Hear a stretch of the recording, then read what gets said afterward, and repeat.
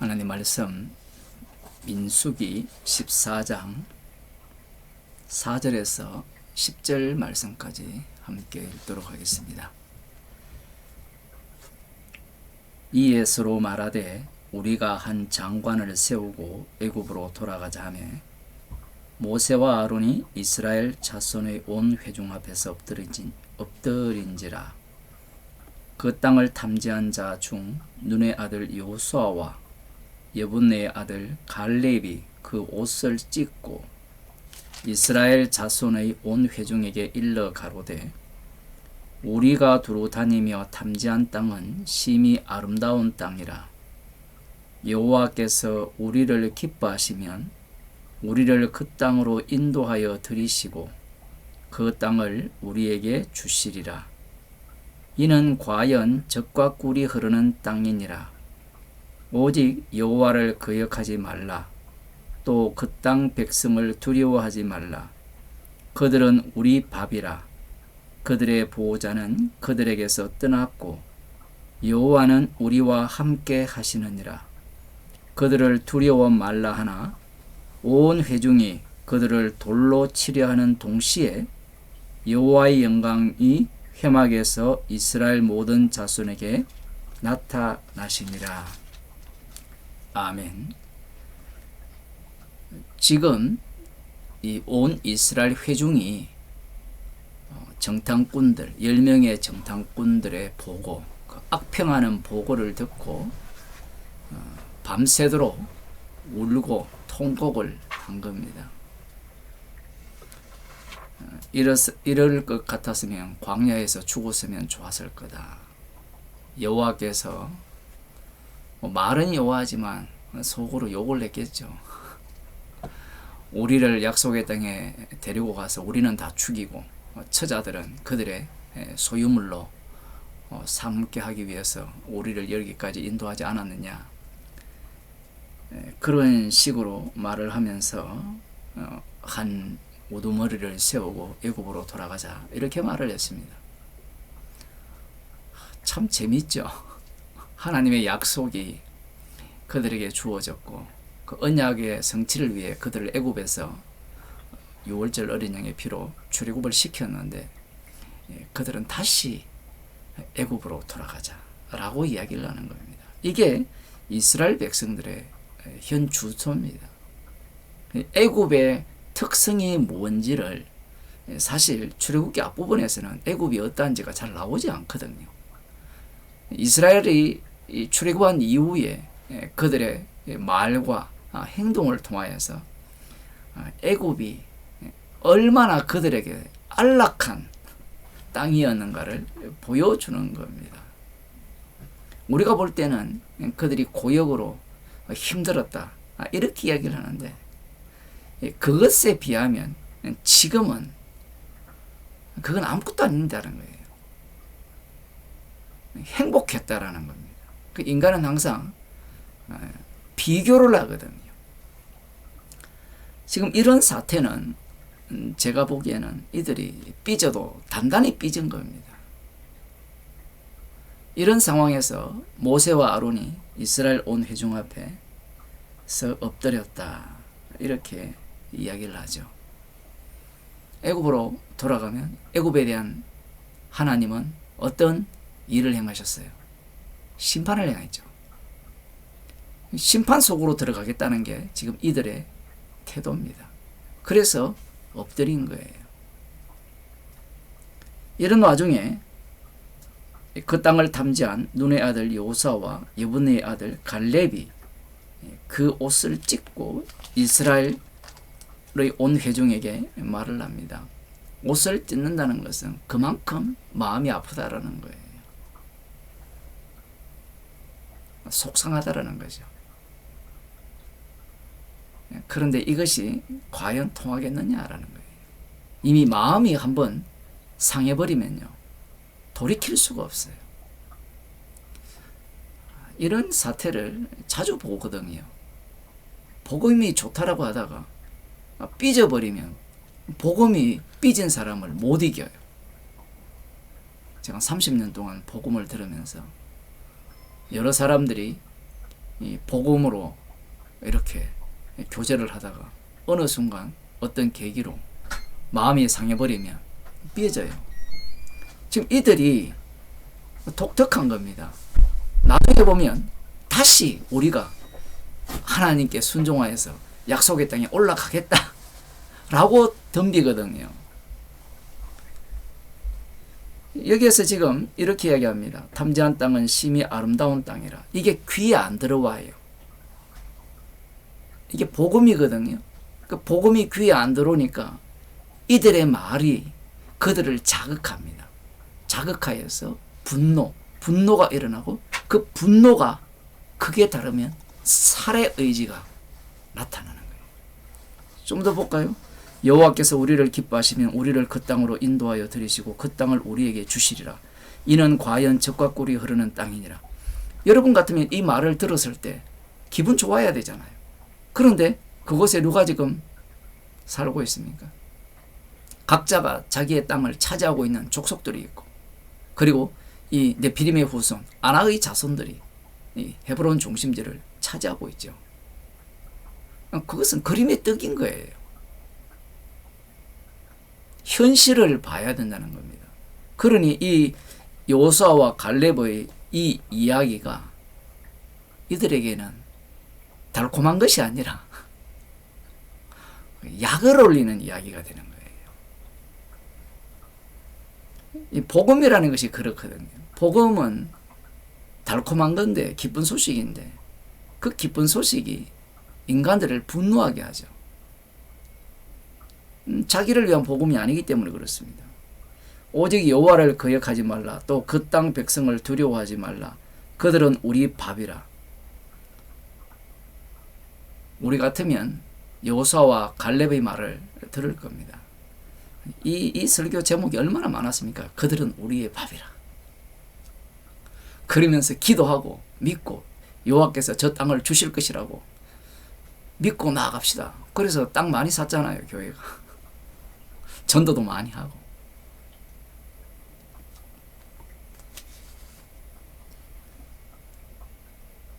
여호와를 거역하지 말라. 이 말이 과연 나쁜 말이냐? 우리는 당연히 거역하지 말아야 된다고 생각하지만 그들의 현실에서는 여호와는 그들이 원하는 여호와가 아닌 거죠. 이들의 말에 귀가 이렇게 닫혀있기 때문에 점점 이 분노가 더 올라가는 거예요. 마치 선지자들이 하나님의 말씀을 전하면 이스라엘 백성들이 뭐라 했습니까? 저 선지자는 입만 열면 욕한다는 거예요. 예수님께서 오셔서 말씀을 하시니까 예수님 보고 미쳤다 하거든요. 예수님이 미쳤다는 말은 그걸 역으로 돌려버리면 이 세상 모든 사람들이 미친 자들이거든요. 그 인간들이 하는 모든 말은 미친 소리예요. 예수님의 말씀에 대해서 그런 겁니다. 여기서도 마찬가지죠. 우리는 기꺼이 여호수아와 갈렙 편을 들려고 하지만 성경을 읽으면서 가장 악마적인 태도가 그런 태도예요. 자기를 여호수아와 갈렙 편에 드는 겁니다. 그게 왜 악마적인지 나중에 알려드릴게요. 여기에 보면 그들의 보호자는 그들에게서 떠났고, 그들의 보호자가 누구였습니까? 여호와 하나님이셨죠. 우리 우상이 그들의 보호자였다 이렇게 생각할 수 있는데 하나님께서 지금까지 그들을 지켜주신 겁니다. 무엇을 위해서? 아브라함과 이삭과 야곱에게 하신 언약을 이루시기 위해서 그들을 보호하셨다는 겁니다. 이제는 진짜 그들을 떠났고 여호와께서 언약을 이루시기 위해서 여호와는 우리 편이 되셔서 저 땅을 우리에게 주실 것이다. 이렇게 이야기를 하는 겁니다. 여호와는 우리와 함께 하시느니라. 그들을 두려워 말라. 그러니 여호와께서 그들을 보호하시다가 이스라엘 백성에게 왔잖아요. 그러면 함께 하니까 그 땅은 누구의 땅입니까? 이스라엘 백성의 땅이죠. 우리들이야 관람을 하니까 야, 여호수아와 갈렙의 말이 100번 맞아. 왜 이 말을 이들이 순종하지 않고 귀를 기울이지 않느냐? 똑같은 논리예요. 십자가 복음을 이야기하면 맞죠. 근데 안 듣잖아요. 왜 안 듣습니까? 맞는 걸 모르기 때문에 그래요. 내 마음에 들면 복음이고요. 내 마음에 안 들면 복음이 아니거든요. 예수님이 이 땅에 오셨다는 것은 우리들의 마음에 드는 게 아니죠. 어둠이기 때문에 빛을 거부하게 되죠. 그래서 빛을 십자가에 못 박아 죽여버리는 겁니다. 여호와는 우리와 함께 하시느니라. 그들을 두려워 말라 하나 온 회중이 그들을 돌로 치려 하는 동시에 여호와의 영광이 회막에서 이스라엘 모든 자손에게 나타나시니라. 이미 그들 가운데 여호와의 회막이 있죠. 성막이 있습니다. 성막 자체가 우습게 이기는 겁니다. 지금 어찌되었든 이들은 여호수아와 갈렙의 말을 듣고 돌을 들어 죽이려고 하죠. 틀린 말을 한 게 아니에요. 자, 문제는 이 말씀을 오늘날 교인들이나 목사들이 읽을 때 어떻게 읽었냐는 거예요. 우린 당연히 누구의 말을 들어야 된다고 생각합니까? 여호수아와 갈렙이 말하는 그 말에 귀를 기울여야 된다고 생각하죠. 누구를 문제 삼습니까?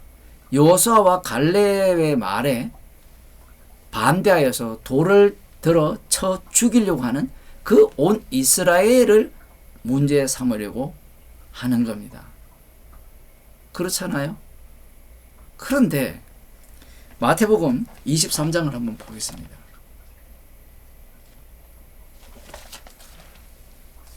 지금 여호수아와 갈렙은 문제가 전혀 없어요. 문제는 오늘날, 제가 오늘날로 바로 넘어왔지만 사실은 사복음서로 가야 되거든요. 그래서 마태복음 23장을 보는 겁니다. 23장 29절부터 보면 화 있을진저 외식하는 서기관들과 바리새인들이여 너희는 선지자들의 무덤을 쌓고 의인들의 비석을 꾸미며 가로되. 예수님께서 진노를 퍼부으시는데, 저주를 퍼부으시는데 누구에게 퍼부으시는가 하면 서기관들과 바리새인들에게 퍼부으십니다. 이들에게 왜 이 진노를 화 있다라고 이렇게 말씀하시는가, 저주를 퍼부으시는가? 그 이유는 그들이 외식하기 때문에 그래요. 이 외식한다라는 말을 달리 표현하면 윗선자라는 겁니다. 우리들은 윗선자를 되게 싫어하죠. 그죠? 여러분들이 친구나 아니면 어떤 사람에 대해서 윗선자라고 이렇게 보여지면 화가 나잖아요. 분노가 나잖아요. 그죠? 그 윗선자가 왜 문제입니까? 겉과 속이 다르기 때문에 그렇잖아요. 예수님께서 외식하는 서기관과 이 바리새인들 이렇게 선언을 하니까 서기관들은, 바리새인들은 겉과 속이 다른 윗선자라 이렇게 우리들은 판단을 합니다. 근데 이 판단이 엉터리라는 것이 예수님의 말씀 속에 드러나요. 뭐 이것은 일반화되어 있죠. 바리새인이라 하면 겉과 속이 다른 자, 그 윗선자, 외식하는 자 이렇게 이미 예수 믿지 않는 사람들의 세계에서도 확정이 되어 있거든요. 그런데 이 말씀을 제대로 보면 윗선자가 아니에요. 그 예수님의 말씀이 영의 말씀인데 인간들은 예수님의 말씀을 육의 말씀으로 받는 겁니다. 이들이 선지자들의 무덤을 쌓고 의인들의 비석을 꾸미며, 왜 이렇게 합니까? 자신들이 누구 편이라는 거예요? 선지자들과 의인의 편이라는 겁니다. 그래서 선지자들의 비석을 꾸미며 의인의 비석을 꾸미며 선지자들의 무덤을 쌓고, 무덤은 시간이 지나면 내려앉잖아요. 오늘 또 제가 저녁에 저기 뒤에 올라가면 둔촌 주공아파트가 정면으로 보이는 곳에는 공동묘지가 아닌데 그 건너편은 공동묘지거든요. 어떤 무덤은 완전히 내려앉아서 평지처럼 돼 있고 비석만 있는 무덤도 있는데, 어쨌든 뭐 공동묘지지만 후손들이 있는 무덤들은 봉분이 잘 올라와 있죠. 그 자신들은 누구 편이라는 거예요? 선지자 편이고 의인들 편이라는 겁니다. 그런데 이들에 대해서 예수님께서 어떻게 말씀하시는가 하면, 이들이 지금 이렇게 하면서 뭘 이야기하는가 하면, 만일 우리가 조상 때 있었다면 우리는 저희가 선지자의 피를 흘리는데 참여하지 아니하였으리라 하니. 선지자들의 무덤을 쌓고 의인의 비석을 꾸미면서 하는 말이 우리가 만일에 조상 때에 있었다면 선지자들의 피를 흘리지 않았을 것이다. 이 말의 뜻은 어떤 의미입니까? 선지자들의 말을 들었을 것이라는 거죠. 청종했을 것이라는 겁니다. 이걸 오늘 이 민수기 14장으로 오게 되면 우리가 만일에 그때 있었다면 여호수아와 갈렙의 말을 들었을 거라는 거예요. 이게 외식입니까?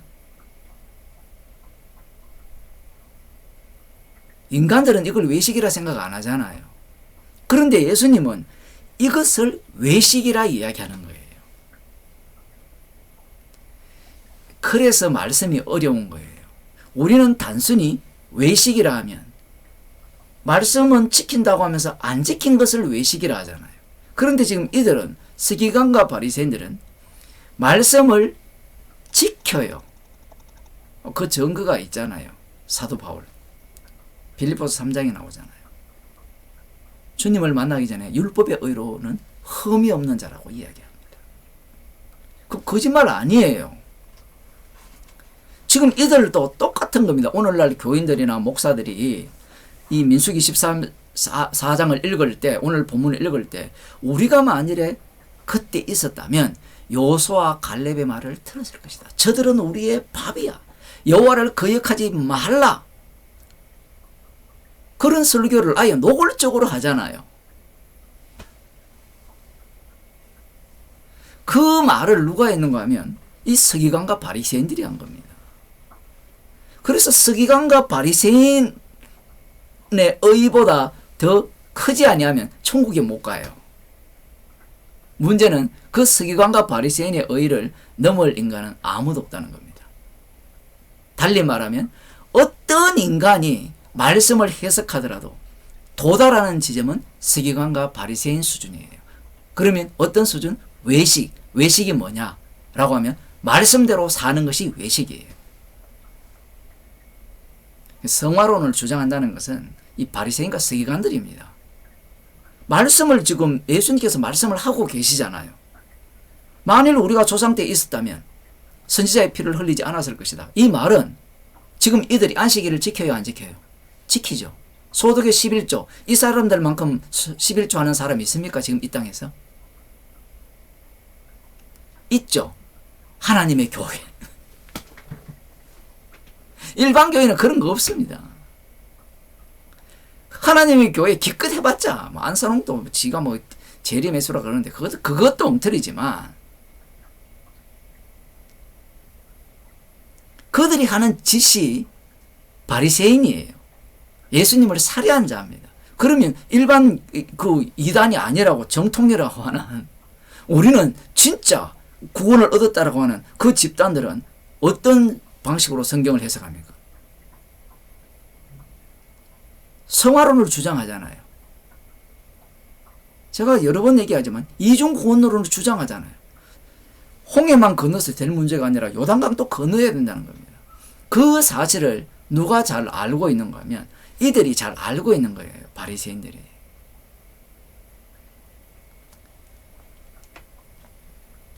그런데 예수님이 이렇게 생각하고 이렇게 행동하는 바리새인들 향해서 이렇게 말씀합니다. 그러면 너희가 선지자를 죽인 자의 자손됨을 스스로 증거함이로다. 아, 예수님의 해석은 정말 말도 안 되는 해석이에요. 흔히 말하는 궤변이죠. 우리가 선지자 때 있었다면 선지자들의 피를 흘리지 않았을 것이다. 지금은 어떻게? 율법대로 살면서 하나님만 여호와만 섬기고 우상 숭배를 하지 않잖아요.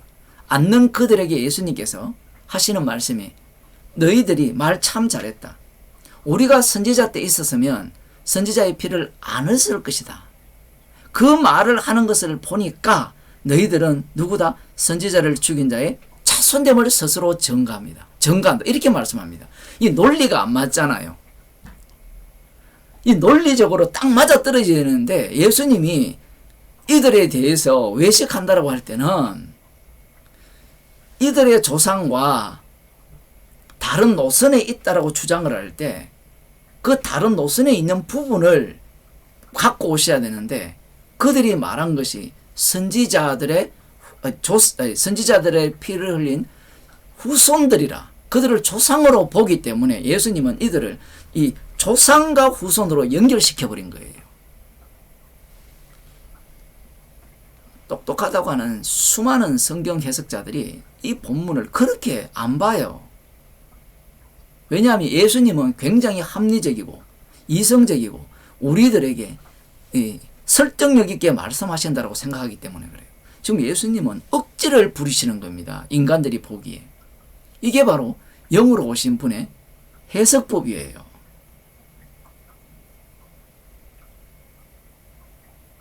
율법의 의로는 흠이 없게 살면서 선지자들이 예언한 그 말씀을 충실히 고대하고 기다리면서 그 메시아 왕국에 들어갈 완벽한 준비를 한 자들이 이 자들입니다.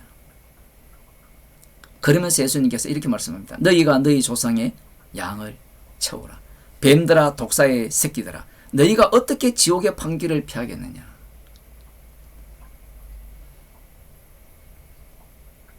(1단계) 조상들은 선지자들의 말을 안 들었어요.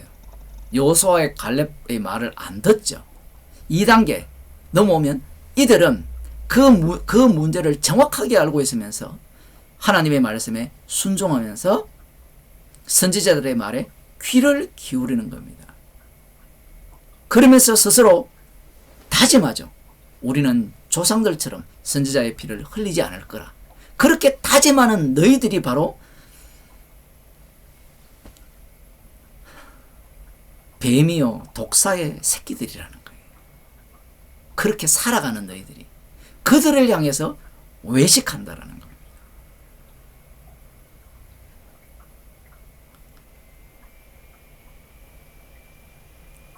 이들은 십자가를 모르는 거예요. 십자가를 모르기 때문에 이들은 말씀을 자신들의 지혜와 지식으로 해석하고 적용해내는 겁니다.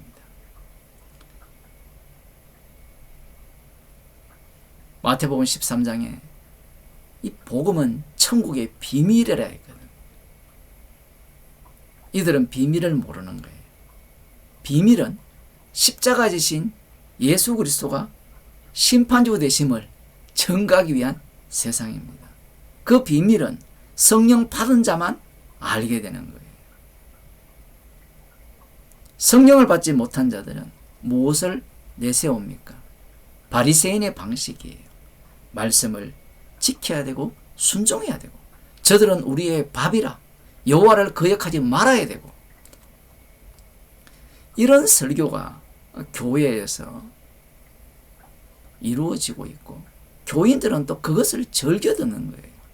왜 그것을 복음이라 생각하는가 하면 인간은요 자기가 무엇을 행하지 아니하면 보람을 못 느껴요.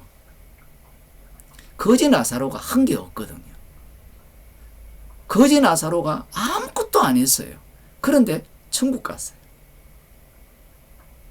사람들은 거지 나사로로 사는 것을 용납을 못합니다. 성도의 삶 자체가 일평생 사는 것이 거지 나사로와 동일한 거거든요.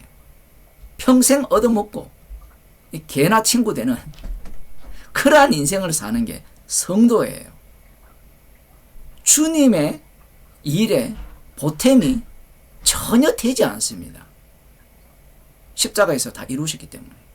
그런데 인간들은 자신도 주의 일에 보탬이 되어야 자신의 의미를 발견하거든요. 그 인정 욕구라는 것이 인간들에게는 악마적 생각입니다. 인정을 받고 싶어 하는 거죠. 인정을 받고 싶기 때문에 그 인정하지 않는 그 주님에 대해서 용납하지 않는 겁니다. 이들이 돌을 들고 던지는 이유는 어린 양의 피로 출급했다라는 것들은 이미 다 잊었고요. 우리가 한 게 지금까지 거의 한 13개월, 14개월 정도 만만치 않는 시간이잖아요. 그동안 우리가 고생하면서 여기까지 왔는데 이 고생이 뭐냐라는 거예요. 예수님께서 서기관과 바리새인들에게 외식하는 자라고 하면서 이 말씀의 의미를 우리들의 해석법과 전혀 다르게 연결시켜서 해석하시면서 너희 조상의 양을 채우라. 그 마지막 채우는 지점이 예수님을 십자가에 못 박아 죽이는 겁니다. 누가 예수님을 십자가에 못 박아 죽였어요? 말씀대로 사는 자들, 안식일을 지킨 자들, 이들이 바로 외식하는 자들입니다. 십자가를 자랑하지 않고 자기가 죄인 중에 괴수임을 인정치 않는 자는 모두가 다 외식하는 자예요. 달리 말하면요, 성도만이 자신을 외식하는 자로 인정을 합니다. 기도하시겠습니다. 하나님 아버지, 성령을 받지 못했기에 말씀을 선악으로 판단하고 해석하고 나의 행위를 그 자리에 집어넣고 싶어하는 이 뱀이요 독사의 새끼들인 저희들을 부르셔서 십자가의 정인으로 삼아주심을 감사드립니다. 우리가 하는 모든 짓이 외식하는 짓임을 알게 하여 주셔서 주님의 피공로만 자랑하는 주의 백성이 되게 하여 주옵소서. 예수님 이름으로 기도드리옵나이다. 아멘.